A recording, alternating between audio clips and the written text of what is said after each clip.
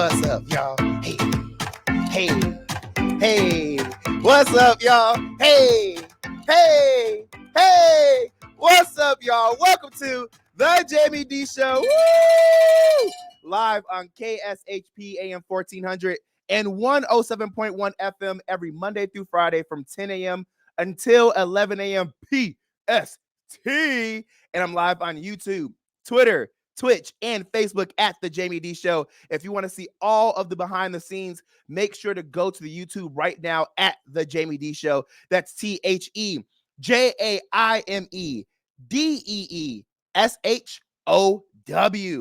What's up, y'all? I'm super happy to have y'all here because you want to know why? It's Hump Day, and it's a good day. It really is a good day. It's not too hot outside yet. You know, the sun is shining and the vibes just feel right today. So I'm super happy to be here and to have you all here on this live broadcast. We have so much to go over. I know I say this all the time, but I don't know if y'all realize, but the news has been ramping up. When I first started my live morning radio show almost 2 months ago now, it was kind of hard to find news. It was like nothing was going on. And now it's like so much to choose from. So on today's show rundown, I want to go over the daily news headlines. And then later in the show, I'm going to tell you all about a story. Woo! And this story is about how a girl pooped all in my backseat. Yes, you heard me right. It's a story about how a girl pooped all in my backseat. And this is a real story.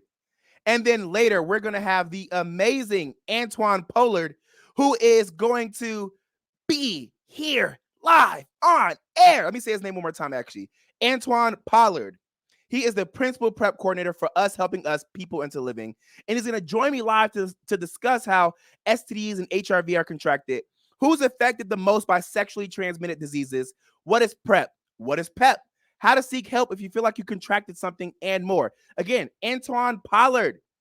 You want to stick around to hear all of the stuff that I have to talk about today, okay? There's a lot of good stuff I'm going to talk about. So let's get straight into it. Before I get into all the other daily news headlines, I want to start off my show today by sending prayers to Bronny and his family, since I didn't have the time yesterday. The news broke yesterday, and I had so much going on. I had an ant infestation in my bathroom. That was disgusting, and then there was a bunch of stuff going on. So I didn't have the time to talk about Bronny and his situation. And even though he's back home and healing, he still had the scary reality of going into cardiac arrest while practicing. And a New York cardiologist is saying that this could break his career. So prayers up for him and his loved ones. I know this is a really hard situation to face, but I know he will come out on top. Again, prayers out to Bronny and his family and all of those who are affected. So now, y'all, not y'all still over here virtually tussling with Doja Cat online. I want to make it known that I don't condone anyone protecting or dating a predator, abuser, groomer, or anything of that nature. But y'all must know that a lot of these celebrities really don't give a crap about y'all, right? Y'all know that, right?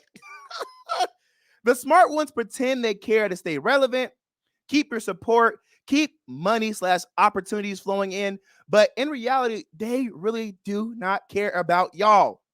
They don't. So if you haven't been paying attention to the recent Doja Cat drama, her fans are mad at her for dating and protecting her boyfriend, Jay Cyrus, when so many people are coming out and saying he sexually manipulated people. Well, she has tweeted a bunch of responses to people, but one tweet stated that my life, my rules, my style, my attitude, end quote. Well, a fan page actually responded back and said, I want to hear you say it. I do love you guys. As usual, you say to your fans, end quote. Well, she responded, quote, I don't, though. Okay, let's start over. She responded, quote, I don't, though, because I don't even know y'all, end quote. Other fans responded saying that they don't know Doja Cat either and that she wouldn't be anything without her fans. She then responded, quote, nobody forced you. I don't know why you're talking to me like you're my mother, B word. Sound like a crazy person, end quote. Woo! Child, I mean, I can't be on Doja Cat's side on the whole boyfriend thing, but I ain't gonna lie, she ain't wrong with her responses either. Y'all really be doing the absolute most standing these people who couldn't care less about you. On top of that, y'all really do act out in these blog comments, speculating, instigating, and arguing with people you don't know over a celebrity you really don't know. And then be surprised when they end up treating y'all like this. Y'all do not know these people's history. Y'all don't not know what these celebrities are doing behind the scenes. Y'all don't know what these celebrities are saying about y'all. Y'all don't even know why these celebrities truly are in the industry. But y'all see one good song and one good movie and one get this and one get Vine and one get that. And y'all just instantly stand. Y'all be surprised when they turn up to be jerks, liars, scammers, robbers, real hood dudes who didn't leave the hood, and more. This should be a lesson to many people out there that support artists. Yes, support the artist, but keep boundaries. Stop being so invested. Stop idolizing these celebrities.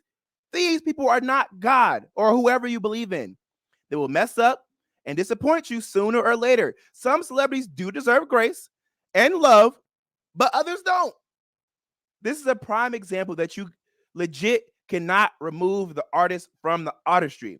Because the more you support these people work, the more you support their pockets and their lifestyle. Remember, there are way more deserving people out there that are literally right next to you. I mean, like your actual friend, your family members, your significant others that are putting their heart and soul into their craft, and you won't even share their content, let alone like it.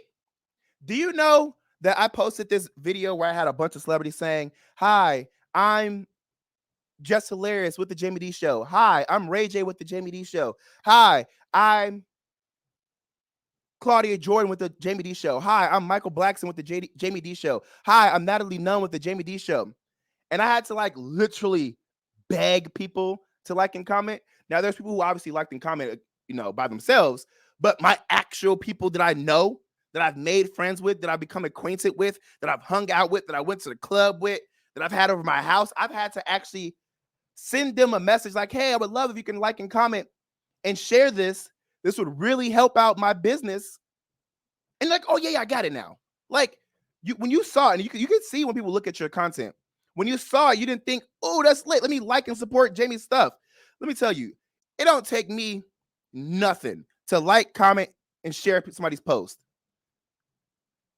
When I see somebody's post that I know, that I like, that I support, that I truly have had experience with, it don't take me not a nan thought to automatically press that like button. Seriously. But it takes y'all literally an arm and a leg and part of y'all heart to help support real people. Please be real with yourselves. Seriously. Now, this situation sucks because I love Doja Cat. If y'all don't know, she's legit my favorite artist, but lay sigh. Hopefully she gets it together.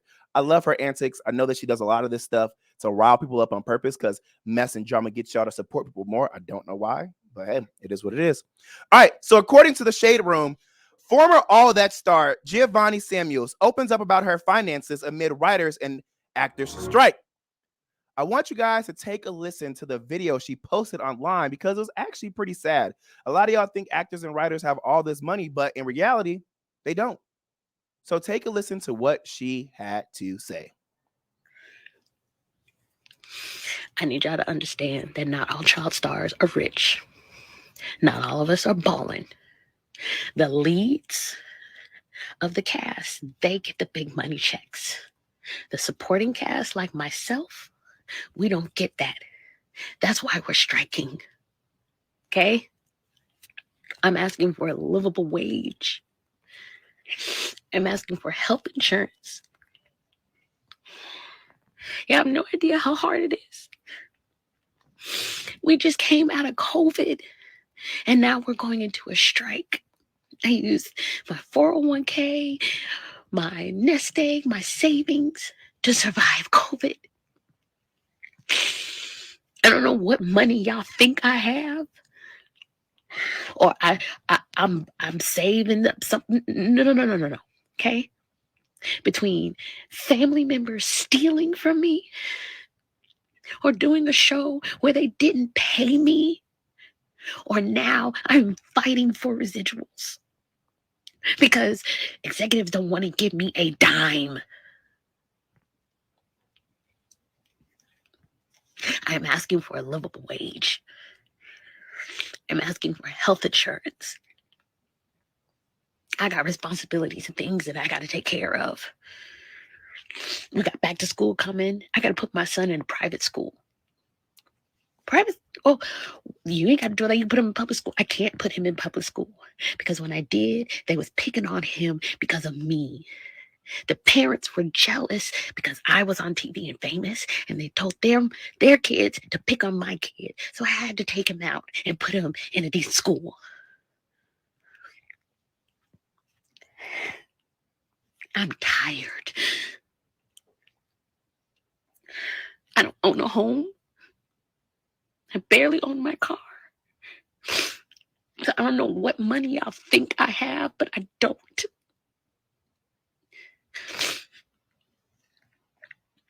I have a job. I got to. So don't sit there and go, oh, well, why don't you just go get a job? I got a job. I got a job. I don't make enough money to qualify for SAG health insurance, but I make too much money to qualify for assistance, but not enough money to pay for whatever procedures I need out of pocket.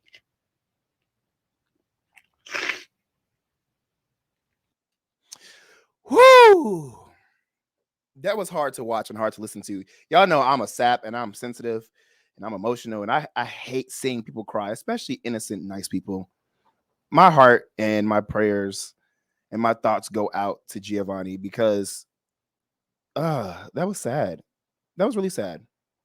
If y'all don't know who she is, again, she was a former All That star. She made a lot of us laugh, cry, and be excited to watch a new show coming out. She was really out there. She really was. And if you are like me, who really wanted to see yourself in the media, she was one of the original African American women who was representing the Black community and the Black culture. Man, that really sucks. And I try to tell people all the time, just because you see what we're doing, people look at me like, oh, you're on the radio. You have your own live morning radio show. You probably have all this money. And you're probably living in luxury. I remember I texted somebody yesterday and I was like, hey, man, I hope you're doing well. And he's like, yeah. Actually, no, that's not what I told him. He was at a pool in a rooftop. And I was like, dang, I'm jealous. I wish I was there right now. And his response was like, man, you got your own morning radio show. I'm sure you're out there living in luxury right now. You don't know that. You don't know what we got going on. You don't. And a lot of times we don't get paid enough to live the lives we want to live. Now, there are people who are getting paid buku money. Trust me, there are. And there are people who are getting buku money and living way above their means. But there are also people who are getting paid money and not living above their means and still having to get it out the mud. It is not easy for us in the entertainment industry. It is not easy for us in the media industry. Just because you see us with celebrities at private parties, on TV, on the radio, does not mean we have money. A lot of us are trying to actually get advertising dollars behind the scenes. I know for me, I need advertisers for my show. So if anybody wants to advertise and support a young Black kid who's finally made his dream come true, I need advertising dollars. I need people who are going to actually put money into the show and sponsor my show and sponsor my dream and say, I got your back, Jamie. Here's a few dollars so you can keep yourself on the radio, so you can keep yourself going forward, so you can find yourself in better places, so you don't have to worry about having other jobs outside of your dream job to support your dream job. I feel Giovanni wholeheartedly because I'm in the same boat, but you guys will never know that. Even if I say it out loud, you guys still don't believe it, which is crazy. So again, my prayers go out to her because that's horrible. It's hard out here for us, man. As reported by Hollywood Unlocked, Twitter users are trying to figure out why Rolling Stone deleted their tweet after throwing shade at Snoop Dogg for canceling a show in support of the writer's strike. Let me read some of these tweets for you because, woo! Rolling Stone said Snoop Dogg has canceled 2 of his forthcoming concerts at the Hollywood Bowl in solidarity with strikes that are completely unrelated to what he does as a musician. Some people says, yeah, the same Snoop Dogg who's standing in solidarity with those on strike. The same Snoop Dogg who understands that so many creatives in music too, not just TV and film, are struggling due to unfair payment structures. Why the shade? One Twitter user said, this Snoop Dogg, who has acted in projects since the early 1990s, Another Twitter user says, also, did you forget Snoop Dogg is an actor? Does Snoop Dogg have beef with y'all? Or does Rolling Stone have beef with Snoop Dogg? I mean, people think that just because you're standing in solidarity means that you have to also be a part of that industry. No, you could be a doctor saying, I'm standing in solidarity because you believe in that cause. You believe in what those people are fighting for. And people don't realize a lot of times our industries mix and mingle a lot. We meet different people. We work with the same people. We even switch over to different forms of entertainment and become actors and become models and become commercial actors and more. A lot of us who are in the media don't just do one single thing. So I stand with them as well as somebody who is on Netflix, who is on TV One, Oxygen, the ID channel, on billboards and more. It's hard out here. It's hard. I know if I just started in media like I did and we went on strike, I would feel so defeated. So I understand what they're going through. All right, so in a recent interview with Angela Yee, Dwight Howard addresses the workout video with his 9-year-old son, David, and Stephen Harper recently filing a lawsuit against the former NBA star for assault, battery, intentional infliction of emotional distress, and false imprisonment. Take a listen. Like people saying like, I don't spend time with my kids, or, I'm a deadbeat dad, or that I would ever do anything to hurt my kids. All the other noise that people say about whatever they think my personal life is, that's my personal life. Right. And I would never make public statements about anything private of mine when it comes to who's in my bed or anything like that. But I did see an interview where you said the gay rumors aren't true because those were things that people kept bringing up. Of course. Yeah. They're going to say stuff like that to keep this whole negative train going. We got to find a way to assassinate this man's character. So you think that all stems from these situations, and somebody is out there? There's people out there that are conspiring I to put things in the media. I feel like there could be, but again, my focus is not on those people that's conspiring it against me. Okay. My focus. So this was a recent interview with The Way Up with Angela Yee. Shout out to Angela Yee because I love her. I met Angela Yee at Essence Fest last year, and she's also somebody in the industry as a media personality, radio talk show host, podcaster, and more. Now, if you haven't seen the workout video with Dwight Howard and his son, he is seen pushing his son to keep exercising despite him crying and begging him to stop. As it pertains to the gay rumors, he was allegedly sexually flirting with the guy, sexting a guy, kissing him after inviting him over to his house, and then forcing him to have sexual intercourse with a transsexual. I personally think you pushing your kids / athletes and helping them break through the I can't do it mental barrier is what makes a good athlete. It does. And it makes great champions. I am an athlete. I played football, swimming and diving, track, step, dance, tumbling, volleyball, and tennis in high school. I ran track and cross country in college. So I know, I get it. I've been there. However, those moments where someone is literally pleading for you to stop and crying should definitely not be on the internet, especially as little kids. People in his school are going to judge him, make fun of him, even if they've been in those exact same situations. You know those kids aren't mature enough. Yes, push them, but also realize when enough is enough and when someone legit is at their limit. I tell people all the time, when you're training someone, that's one thing, but you should also be teaching somebody while at the same time you're training them. So you can explain the reasons behind whatever you're doing in that training. Now, as it pertains to Dwight's gay rumors, man, if he's gay, bi, pansexual, whatever he is, I don't care. But I really just want him to come out and control his own narrative.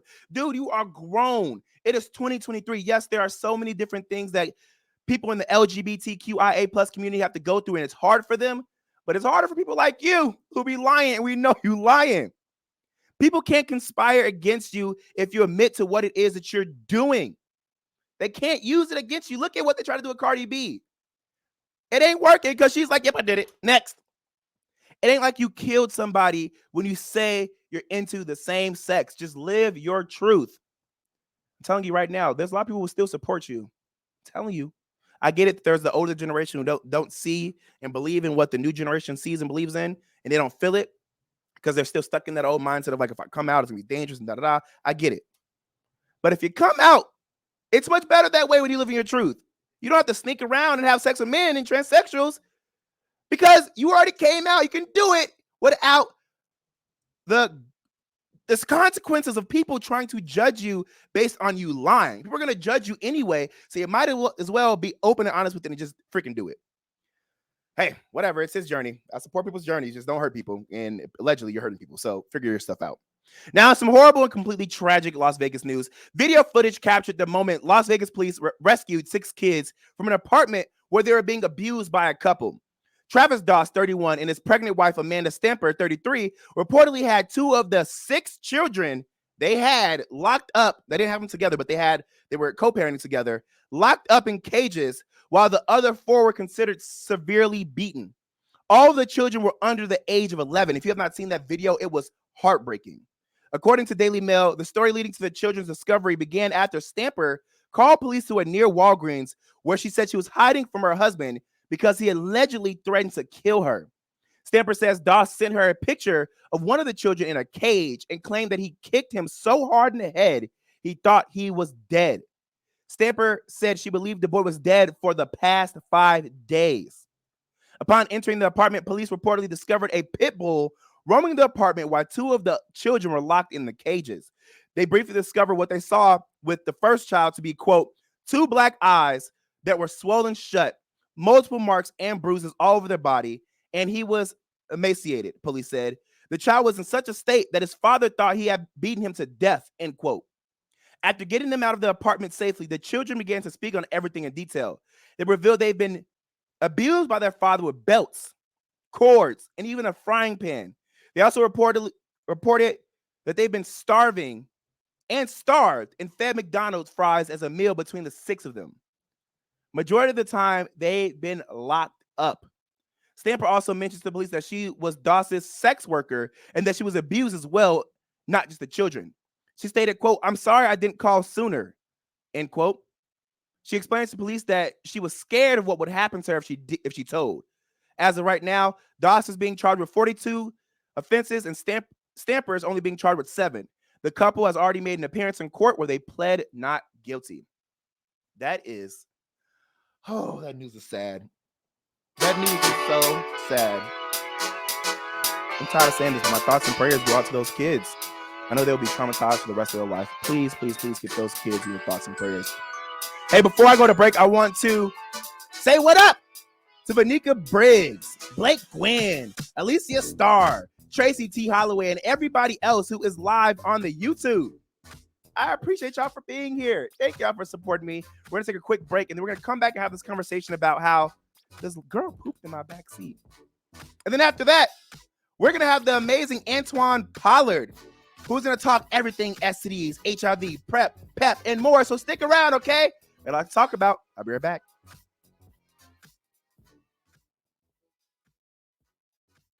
Hungry for the best barbecue in Las Vegas? Come out to the infamous barbecue and meat market, John Mole's Meats and Roadkill Grill in Las Vegas. John Mole's was featured on the Food Network's Diners, Drive-Ins, and Dives. Now take home delicious meat selections for your grill, and while you're there, grab a bite of the best barbecue in Las Vegas. With 2 locations now at Tom and Gowan or on North Decatur, you're sure to find the perfect meats for your next barbecue or party. Find us online at johnmolemeats.com.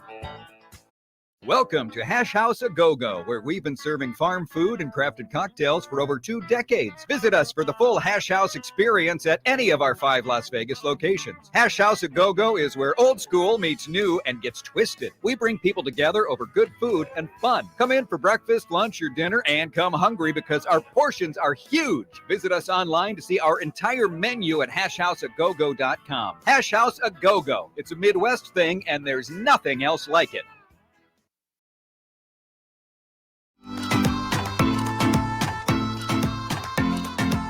And we're back. Welcome to the Jaime Dee Show. Woo! Live on KSHP AM 1400 and 107.1 FM every Monday through Friday from 10 a.m. until 11 a.m. PST. And live on YouTube, Twitter, Twitch, and Facebook as well. All right, let's get into the segment because if you just tuned in, I already went over the daily news headlines, but now I'm going to tell you a story about how this girl pooped in my car. I'm going to keep these names anonymous because I don't want to embarrass her like that. But my friend had invited me out to this Tuesday night party in LA a while ago called Poom Poom Tuesdays. And it's this huge Caribbean party that's lit in LA, right? Well, she invited me out, and as we were out, me and my best friend, and I'm gonna say her name. Actually, no, I ain't gonna say her name. Me and my best friend, we were out and we met up with my friend who invited us out, right? So the friend that invited us out was like, hey, meet my friend.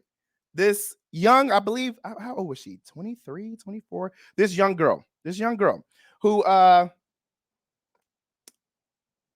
very nice, sweet girl. And I have no issue with her. But my friend who invited us out was like, yeah, man, I'm having a good time. You know, I don't want to do too much and I don't want to drink too much, but you know, I want to make sure everybody's safe. Well, her friend was drinking. She was drinking. And just out of respect for her, I'm not gonna tell her full story about why we were so concerned about her, but we were concerned about her because her friend had told us some things about her. And so again, the friend who invited me out was like, hey, you know, hang out with my friends. We're hanging out with her, but we're realizing she's getting pretty drunk. And she's small and short, and she's taking a lot of shots to the head. We're sitting here just like, girl. At one point, she invited us out to drink at the bar. And we're like, thank you, but girl, we're good. So at this point, I'm trying to cut out all the other stuff because I don't want anybody to get upset. But I'm gonna still tell you all the juicy stuff. At one point, me and my best friend were ready to go. And my friend who invited us out was also ready to go. But we were like, hey, you can't leave your friend you introduced us to. You can't leave her. That's not cool. She's like, oh, she a grown adult and she always does this and da. And we're like, okay, that's cool, but like still be a good person. Don't just leave this girl here. And she's like, nah, man, this not the first time she did this. And in my head, I'm like, why would you invite her out? Like, why would you invite this girl out if you know she does this all the time and she do too much when she drink and she needs guidance and help when she's drunk? Like, why would you invite her out? Because yes, she's not your problem, but you invite her out as a part of you tonight. And so that makes her your problem. So me and my best friend are like, handle your friend. We're not handling her. And then my friend was like, no, can y'all just take care of that? I'm just so tired of that. And I was sitting here just like, that's not our friend. You just introduced her to us like an hour and a half ago. No. So then my friend gets so pissed off of her, she pretty much leaves. And so me and my best friend is like, oh, we're going to curse her out when we get the chance. Because that was annoying.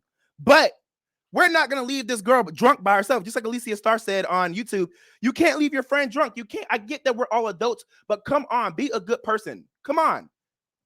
Handle the situation accordingly. And then after that, don't hang out with this girl no more. Leave her alone. Block her. I get it. But you brought her out in this moment. So right now, yes, she's your responsibility.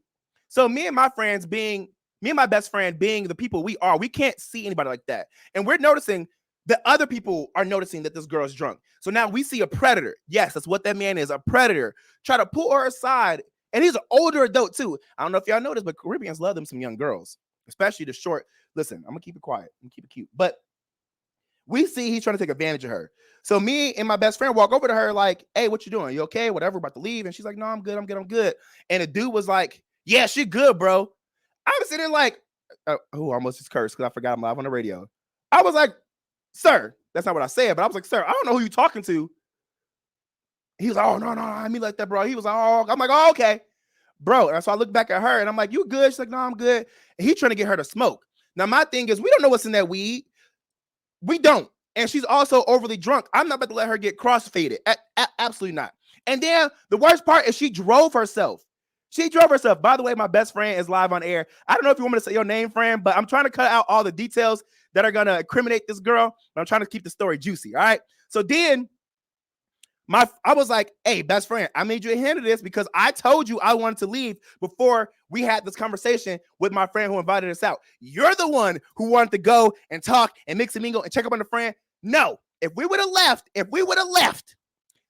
wouldn't have been stuck in the situation. And my friend would have been forced to deal with this girl. But no, because she knew that we were good people and she got cursed out later, by the way. We cursed that girl out, me and my best friend. She left. So now we feel obligated to take care of her. So now I'm pissed at my best friend because I'm sitting here just like, girl, I want to go home. Mind you, I had work the next day. So I was really trying to be a good friend. Me and her had work, actually. So then she was like, all right, it's my fault. I'm going to take care of it. So we literally like grabbed the girl like, hey, come on, move away from this dude. He's trying to take care of you, whatever. I'm like, Mercy, put her in the car. I don't want to be seen walking this little girl to the car. I'm 6'3", I'm a big black man. You put her in the car. So she's like, okay, let's do it together. So we walk the girl to the car. At this point, as she's walking to the car, I guess she feels safe. So she falls out. So she's drunk. She can't speak, slurring her words, can't walk, all the stuff. So we put her in the back seat. Now me and my best friend just like, oh my God, we just spent an hour watching this girl. We didn't get to do no Poom Poom Tuesday. So we're kind of like trying to figure out, do we want to go back into the club? Do you want to hang? Do you want to go home? What do you want to do? We said, you know what? Well, now that we got this drunk girl in the back of my seat, let's stay here for a while to let her sober up, because she drove to the club. And now I can tell y'all this part. Not only was she drinking a lot at the club, she pre-gamed hard. And I'll tell you, imagine almost a midget. She was short and skinny. So she overdrank and she was mixing liquor. So now I feel obligated. My big brother's stepping in because I have two younger sisters and I can't see anybody in danger, especially young black women. So we stay at Poom Poom for a little bit. Then some tell me, hey, Mercy, you better go check on that girl, because if she throw up, I'm going to literally fight you. She's like, no, we got it. Because she's the one who wants to keep her, mind you. So, my best friend, I almost said the name. I think I just did. So my best friend runs to the car, handles her. I guess she gets a big black trash bag from security, runs back. She walks to me and she's like, you're going to be so mad at me. And I'm like, what? She looks distraught. I'm like, this girl threw up in my car, didn't she? She's like, no, but I hurt myself. And I was like, what? Bruh, her whole bottom part of her leg was bleeding. Apparently, this girl was trying to run to the car to make sure the other girl didn't throw up and skidded face first on the ground. I'm not laughing at her. I wasn't laughing at the moment. I was so upset with her. I'm like, why would you? So now she hurt. Now I feel like we can't enjoy Poom Poom Tuesdays. So I'm like, you know what? Let's just go. So I'm like, okay, well, whatever we do now, we just gonna take this girl with us. If we have to take her home, whatever, because she's gonna have to just get her car if it gets towed. It don't matter, because I'm not gonna risk her life. So we ended up going to this place called Cajun Seafood House. Have you ever gone there? They're bomb, right? We're at Cajun Seafood House, and I'm like, hey, we gotta make sure we check up on this girl. We're checking up on this girl. Everything's fine. At one point, she calls us. When she calls us, she's yelling, "Get me out of the car! Where am I? Who has me in this car? Whose car is this?" And I'm sitting here just like, first of all, you should probably know whose car is this if you called me, because you had my number before you were drunk. Obviously you called me because you knew that was my car that you were in. So I'm like, calm down, girl. Here I come. Now, mind you, we're eating a crab boil at this point, so my hands are hella messy. So I'm like, I'm gonna go help her out. Actually, no. At this point, me and my best friend, and she told her herself on social. I guess I said her name already, but she said who she was on YouTube. She says, unfortunately, I'm learning to stop rescuing people. My knee is still messed up. Sorry, friend. But me and her are arguing at the dinner table, like, hey, you go take care of her. You go take care of her. All of a sudden, my alarm goes off in my car, and my alarm is loud. So I'm like, oh, okay, I'm gonna go take care of her, whatever. So I walk over there, and I see her out of the car, and she's screaming, "Where am I? What is going on? Ah, take me home. Where's my car?" And I'm sitting there just like, oh my God, why am I in this situation?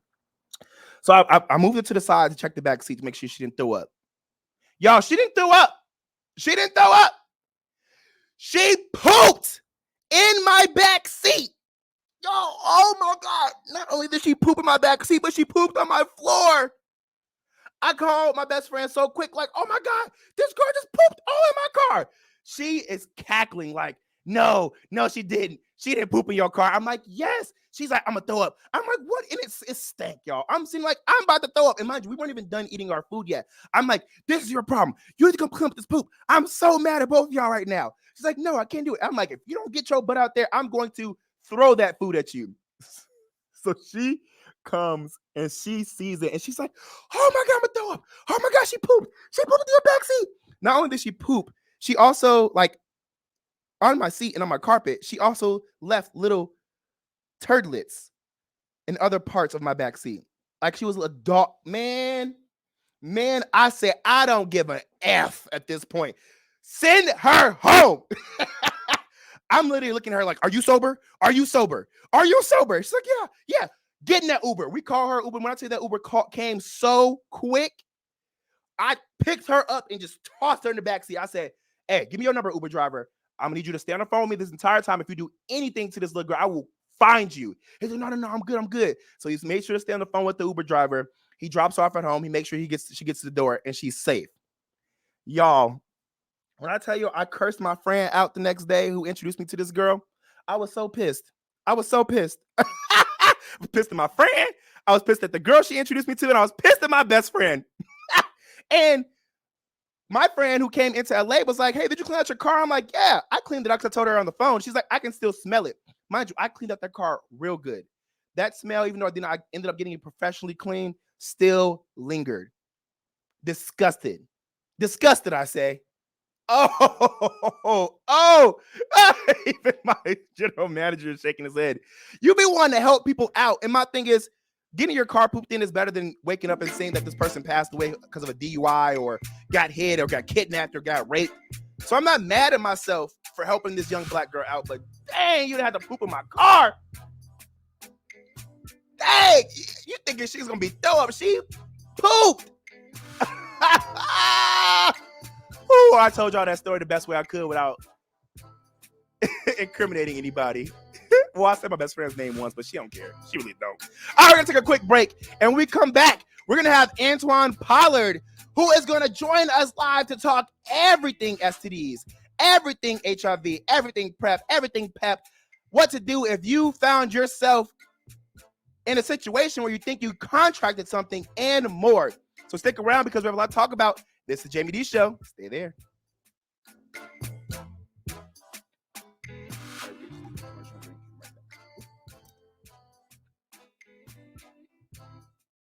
At AR Heating and Air Conditioning, our main goal is to provide high-quality service without breaking the bank. From maintaining your HVAC units to fixing them when they are down, they are there for you. AR Heating and Air Conditioning offer reasonable prices, reliability, and professional service at a great value. For more information, go to fixmyac.net or call 702-646-4000. Beat the heat and call AR Heating and Air Conditioning today.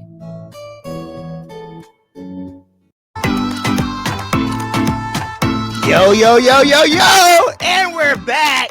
Welcome to the Jaime Dee Show, woo!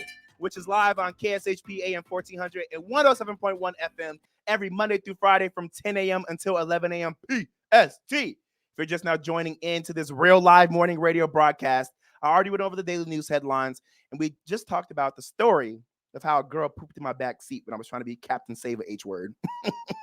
And now we're at the best part of my day with Antoine Pollard, who is a principal prep coordinator for Us Helping Us People Into Living Incorporated. He's about to join me live to discuss how STDs and HIV are contracted, who's affected the most by sexually transmitted diseases, what is PrEP, what is PEP, how to seek help if you feel like you contracted something, and more. So without further ado, let's welcome in Antoine. Woo! What's up? Hey, what's up, Jamie? How are you? I'm doing great. How are you doing today on this day? I'm well. I'm in the middle of my work day as we speak, being the prep coordinator. So I'm honored to be here. I'm honored to be here on your show. Congratulations to you. This is amazing. Thank you, friend. I appreciate it. And look, happy hump day. All pun intended. All pun intended. So we're going to talk everything humping. And again, thank you so much for being here and for your congratulations. I'm proud of you too, because you've been in the field for years and you have helped me out personally in my own sexual health journey. So I'm excited to share that same knowledge with the general public. So Antoine, let's get into it. How does somebody contract STDs and or HIV? Well, the biggest thing when it comes to, when we talk about topics such as HIV and STIs, that typically is a conversation that is brought about, around sex. So STI, sexually transmitted infection, and as well as HIV, human immunodeficiency virus, these are things that, can be contracted through sex. HIV, of course, is contracted through sex, but there are also bodily fluids that transmit the virus: blood, semen, pre-cum, breast milk, vaginal fluids, and anal secretions as well. As far as your typical, STIs, gonorrhea, and chlamydia, those typically are passed through, penetrative sex, oral sex as well. Syphilis is pretty much kind of a skin-to-skin contact where a painless sore can, pretty much appear in around the mouth or the groin area. And if that skin is touched with someone else, that's typically how syphilis is passed. So these things, can happen during sex, unfortunately. Sex is pleasurable, sex is fun, but if we aren't taking necessary precautions or at least getting tested regularly to ensure that we're negative and we're not passing things on to other people, it's going to be an endless cycle of this, this wheel of STIs just continuing to be passed along. Right. Now, tell the general public, because I know there's a lot of misconceptions about how STDs and HIV are contracted. I know there's one that, skin to skin contact, you can contract it, but like syphilis, gonorrhea, HIV, can you get that from kissing? Can you get that from sharing spit, from sharing food, being on the same toilet? Right. So those things, no, so the fluid, so urine, tears, spit, sweat cannot pass those viruses or infections. Again, the fluids that I named before, as far as like the blood, the semen, the pre-cum, vaginal fluids, and breast milk, those are definitely fluids that can transmit HIV. When it comes to like gonorrhea and chlamydia, like if we're having oral sex can transmit. If the person receiving the oral sex, let's say, doesn't use a condom or even a dental dam for that matter, and the person who's providing it has a bacteria or gonorrhea chlamydia in their throat, then simply that's how that can be passed to the next person.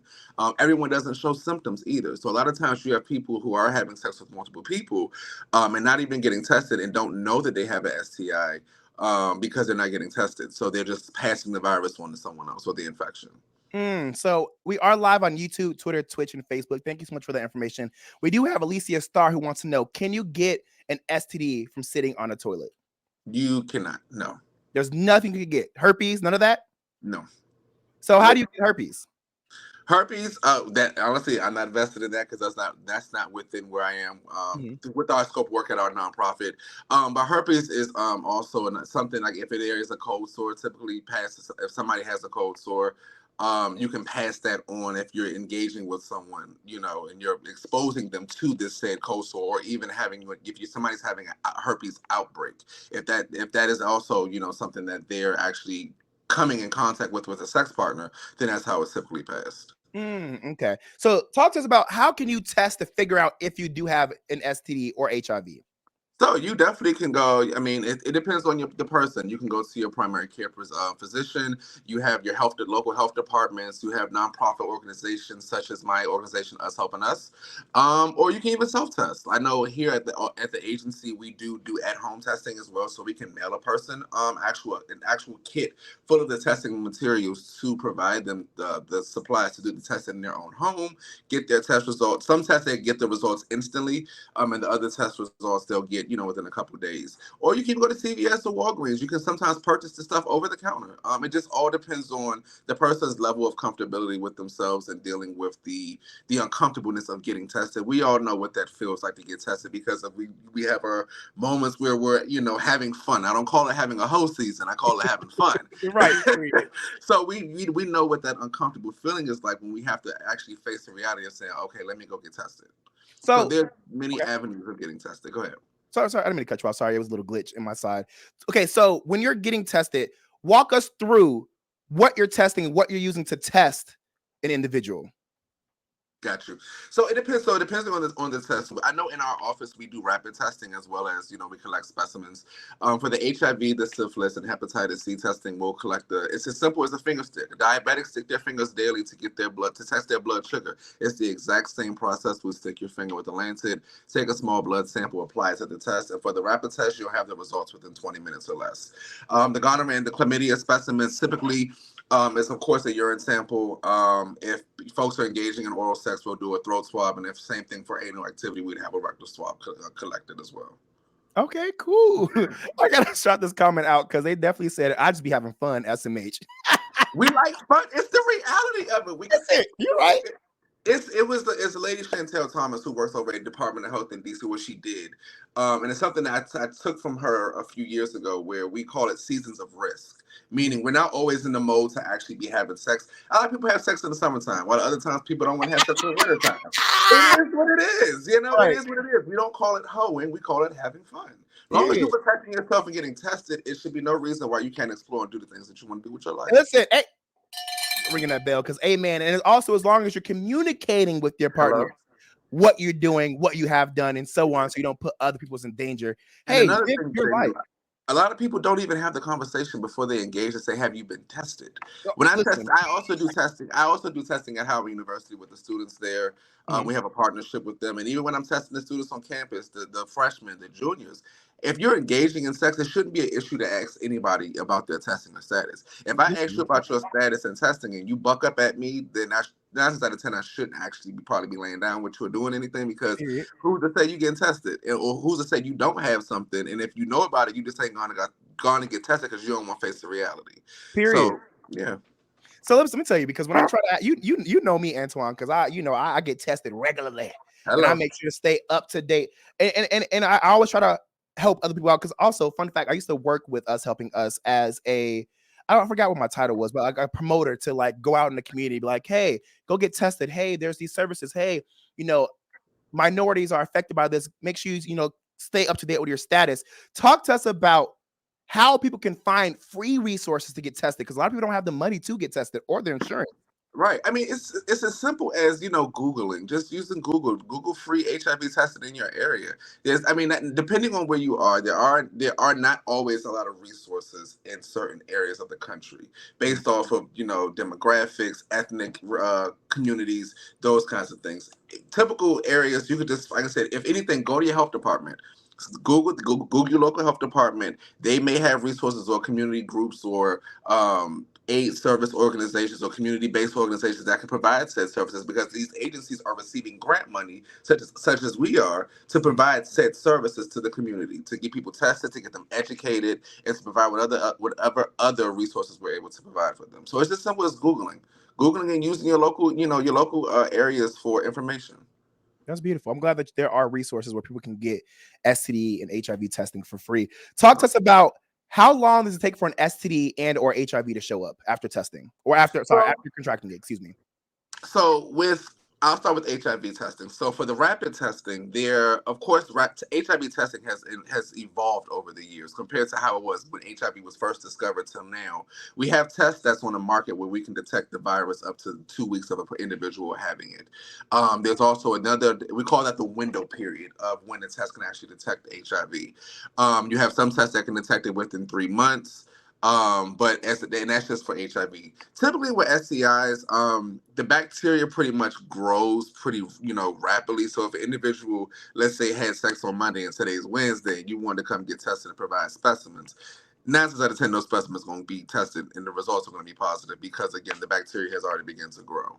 But luckily, and I know we'll get into that in a second, there are things like doxy prep. Doxy prep it's something that is new to the prevention world as it pertains to preventing STIs. You have PrEP, which is short for, and I'm pretty sure I'm jumping all over the place. You're good. Go ahead. You got a whole. Go ahead.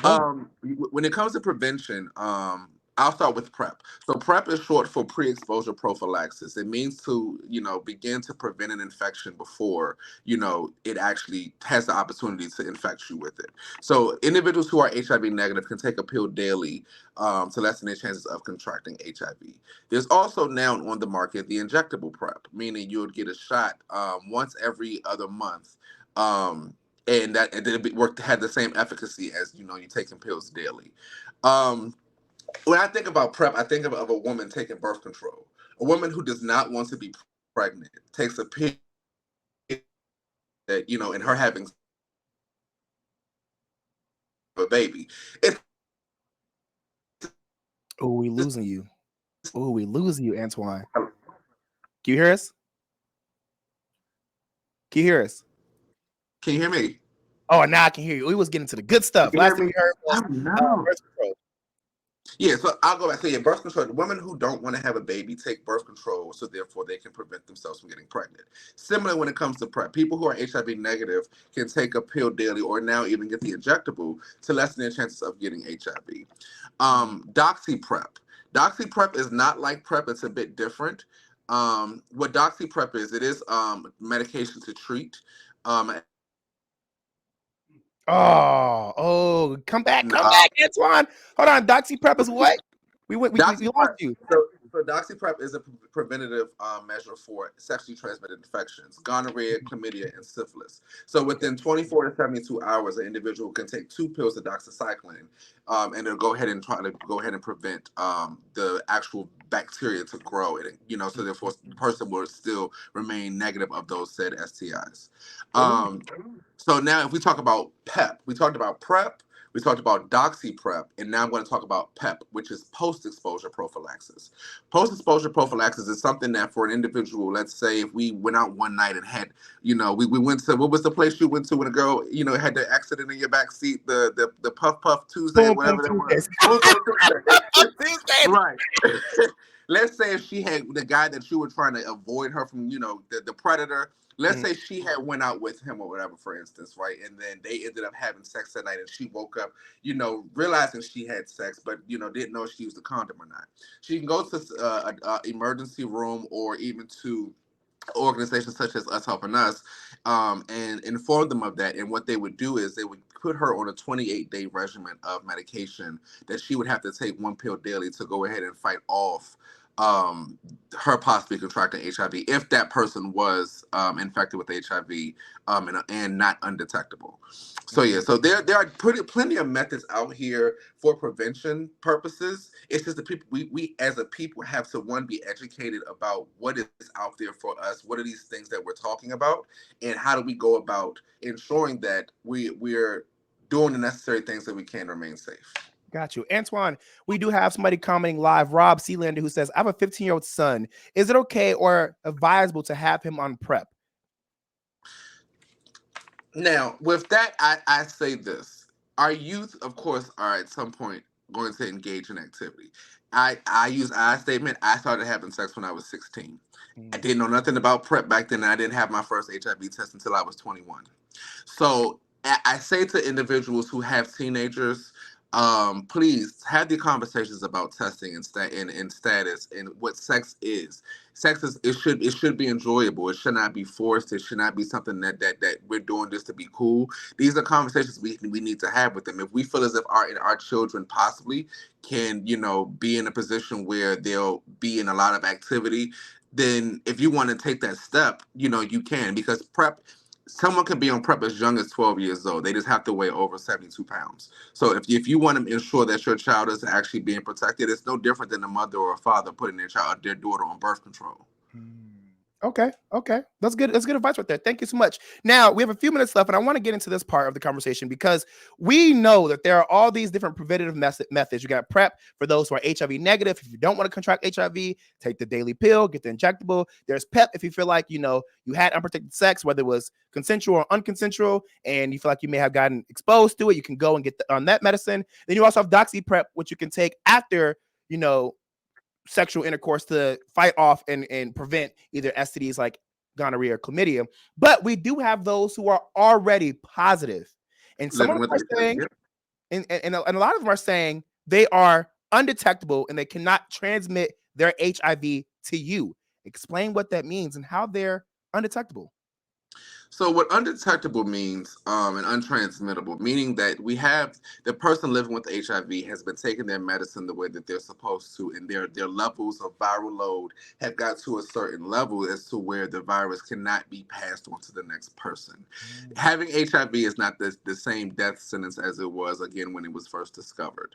Where we are today, medicine is pretty advanced, so where taking a simple pill daily can also let that person live and have a long and healthy life. It's similar to someone having diabetes or high blood pressure. I mean, that's also something that you have to monitor and take care. Now if the fact of a person now living with HIV and they're taking their medicine the way they're supposed to, they can have a healthy relationship with someone else and not pass the virus on to anyone else. Antoine, are you saying that if I am HIV negative and also not on PrEP, if I go and have unprotected sex with somebody who's HIV positive, yet they're undetectable and I won't get HIV? Correct. So Correct. if I go, I'm making more specific. If I go and have same sex intercourse with a man and I put my private part in their back private part with no protection and they're HIV positive, undetectable, I will not have HIV the next day. Correct. Because again, their viral load is so suppressed they can't pass the virus on. Okay. All right. So then, so you're saying that you can trust and believe somebody who says they're HIV undetectable. Now, I won't say you can trust that. Now, because the thing about it is, like, granted, we would hope that some individuals are taking the necessary steps to ensure that they get to become, undetectable and things like that. Because if you're not taking your medicine, then that's only going to present more issues for the person living with the HIV. So if you're taking the medicine when it's supposed to, therefore everything else should be okay as it pertains to where you are with your levels, and everything. Now, when it comes to being a person who is not living with HIV and trying to trust someone who is saying that they are living with HIV and undetectable, that only can go as far as if the person is taking their medicine daily. If your last doctor's visit was back in January, and back in January you were undetectable, but you haven't been back to the doctor since January, not only is the possibility that you don't have your medicine for refills, you don't know where your levels are, so it's not a guarantee that you're still undetectable. So I would still have that conversation, with the people. Have the conversation about, what we're doing as people. If I'm engaging with you, you should know where you are with your health as an individual. The same with me. So if you're living with HIV and you're saying that, you want to pursue something with somebody, you don't want to pass the virus on to them, then take the necessary steps to ensure that not only you won't do that to them, but to make sure that you're actually taking care of yourself. So in those moments, that's where, you have things like PrEP. It's great. It's good that the person possibly is undetectable, but you never know what can happen. Insurance can become an issue for that person to where they can't get their HIV medicine, and at some point they won't be undetectable until they get coverage again. So therefore, now you still want to be with the person and care for them and do what you can with them, but you also want to protect yourself. So therefore, you now still have the option to possibly be on PrEP. Makes sense. Okay, so I got a few minutes left, and I want to ask you two quick questions. Who is affected the most by sexually transmitted diseases? Because we're hearing a lot, it's gay men. Is that true? That is a part. That is a group. I'll say a group. I won't say it's true. I say the mass majority is young people under 25. Really? Yes, because we're having fun. We're in our younger years. We're experimenting. We're having fun. We're in college. We're doing things where we're now 21. We can drink. And if you have some people that can smoke or whatever it is, being intoxicated at times can put you in situations where it can put you in situations as to where that now we're at the clinic saying, okay, now I have these reactive STIs. But at the same time, you also do have other racial and ethnic minority groups, and then gay and bisexual men are the people that are actually most infected with STIs. All right, so last question, then I gotta let you go, Antoine. What do you do if you feel like you contracted somebody? What should you do? If you feel like you've contracted an STI or uncertain of a person's status that you were dealing with, don't self-diagnose. Don't think because I hooked up with somebody and now my back hurt. Oh my God, I got an STI. Antoine, that was me. I'm so embarrassed. No. Go take yourself. If you're in question or just you're unsure, go seek help. Go to a clinic. Go to a doctor. Go to a nonprofit organization that provides these services. We get online and Google symptoms all day, but these same symptoms, the headache and a migraine, it's not just for one thing. You can have these things. All these side effects are in different parts of what our structure is as human beings. We're all made differently. We all, consume different things. So self-diagnosing from Google is always the biggest no we should not do. Take yourself to an actual medical professional and let them have the conversation with them. Be honest with them, because a lot of times we'll get in doctor's office and clinics and lie because we don't want to feel judged and ashamed. But if we're comfortable with ourselves and if we hold ourselves accountable to knowing what we're doing and we're upfront and truthful with these healthcare professionals, then we can get the common answer that we need, the right answer, instead of us actually self-diagnosing and causing ourselves further anxiety. Antoine, thank you so much for coming on to the Jaime Dee Show, because you are just such an amazing person, so educated, so knowledgeable, and such a light. I'm going to tell y'all, when I first went to go get tested in grad school, that wasn't the first time I got tested, but when I got tested with Antoine, man, he had to choke slam me verbally because I was freaking out. I didn't know what to do. And it was something so dumb too. But hey, there's a lot of people like me who are who were like me, who are like me. How do I say this? Who I used to be, who are still uneducated, who don't know about STDs, HIV, who don't know how to get on PrEP, and so on and so forth. So thank you so much, Antoine, for coming on to the Jaime Dee Show and educating the masses. I'm going to give you this bell. Thank you. It's an absolute pleasure. One last thing in the future. So, keep educating the youth. I'm rooting for you. I'm proud of you. Thank you. Have a good rest of your day, okay? Thank love. And one last thing I'll say, everybody, make sure you're getting tested. Get tested. Like Antoine said, make sure you're getting tested. Thank you so much, Antoine. That was the Jaime Dee Show, which is live on KSHP AM 1400 and 107.1 FM. I'm live every Monday through Friday from 10 a.m. until 11 a.m. PST. You never know who I'm going to bring on the show, so stick around. I'll be back tomorrow, okay? Love y'all. Peace out.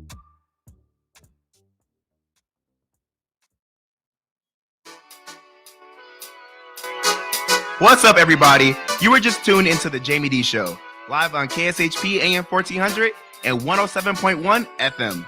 If you aren't in the Las Vegas area, you can catch my show live on YouTube, Twitter, Twitch, and Facebook at The Jaime Dee Show. That's TheJaimedEeshow. If you want to advertise your business on my show, email us at info@jamiedee.com. Thank you all so much for your support. See you tomorrow.